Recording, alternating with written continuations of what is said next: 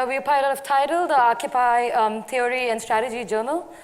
We thought of talking about Tidal initially, but something more pressing came up, and something that Tidal really cares about.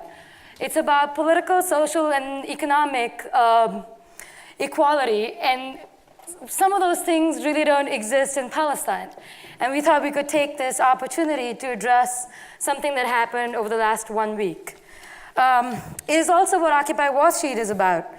And you know, we really can't talk about wealth inequality any longer without talking about political and social inequality.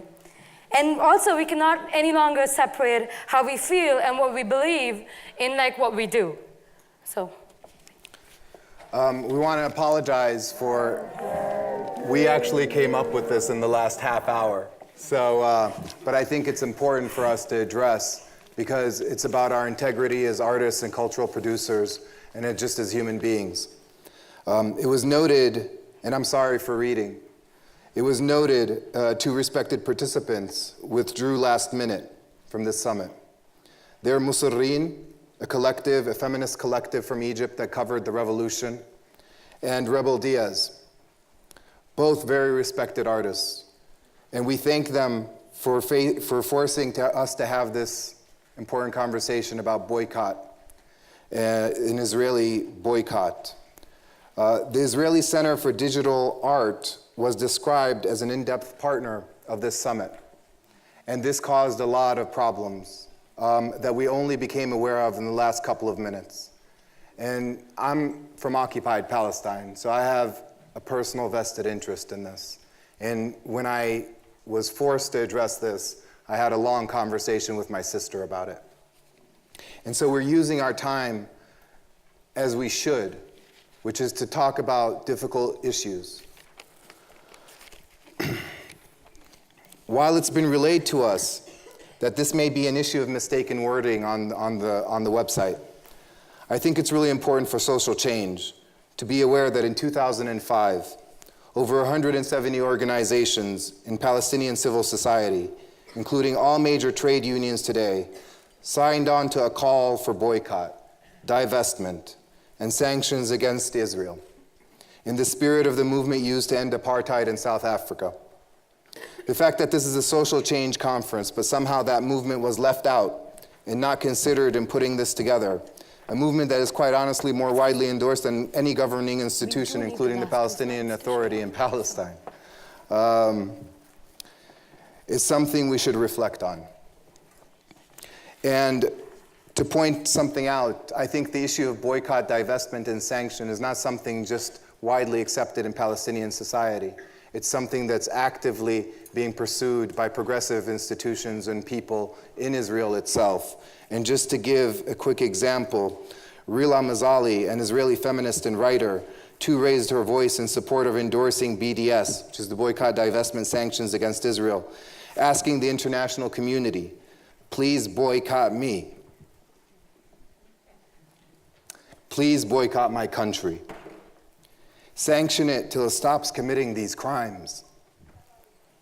And sanction as well those outside who are profiting. We're in a section about occupation. When we first started talking about occupation, preparing for September 17 last year, we toiled on the word itself. But sometimes you have to take a stand on words and reclaim them. But that doesn't mean what's happening in Palestine needs to go unrecognized here. I also wanted to mention something about the movement that happened in Israel, which was extremely left-wing, but it never addressed the issue of Palestine. So it's not just being about progressive, especially with Israel, without leaving the Arab-Israeli population, which also resides in Israel and is also a second-grade citizen. The issue of boycott is an issue of normalization. So when we talk about why is it that we should care to boycott, it's important to recognize that there is institutional violence happening every day against unarmed civilians that have lived there for years, and which an economy that when we talk about economic inequality, we're talking about an economy that is set up to benefit Israel at the expense of the indigenous population there. We cannot go in depth about this, right? It's too complicated. but we're flagging it because we care deeply, and we know you are cultural producers that also are citizens of the world, as was mentioned, and that in September 17, when Occupy Wall Street began, and it hasn't ended, Occupy Wall Street was about social, political, and economic inequality, but it was also about intertwining all these three and recognizing that there's a structural analysis that we should be doing in the era of financialization. And that when you think these things are not connected, we need to think again. Because I remember when I was part of the Palestinian negotiating team for a little bit, there was this conversation about, well, if you want to be a new country, if you want to be a nation state in the 21st century, here are these conditions. And there are conditions set up by the IMF, by the World Bank, that institute neoliberalism, opening of markets. And so we live in a world that's very different. And I want to be able to give it back to Natasha to say one thing. In Occupy Wall Street, we still exist. And we've been doing a lot of heavy lifting. And one of the movements that's coming out of this is a debt resistance movement. And I want to flag debt as something personal and structural. And when we talk about debt, and this ties to Palestine, believe it or not, when we talk about debt, we're talking about the heart of neoliberal capitalism that is perpetuating structural inequalities around the world. You see that in Greece. You see that in Spain. And it's pointing something that has happened, which is nation states, their composition has changed. And governments are no longer responsive to the people. They're responsive to global capital. That's our time. Yeah. Well, I just wanted to talk a little bit about Strike Debt, which is a movement that we're trying to start for debt resistance. This is one of the first tools that we've created, which is the Debt Resistance Operations Manual. It's available online for free.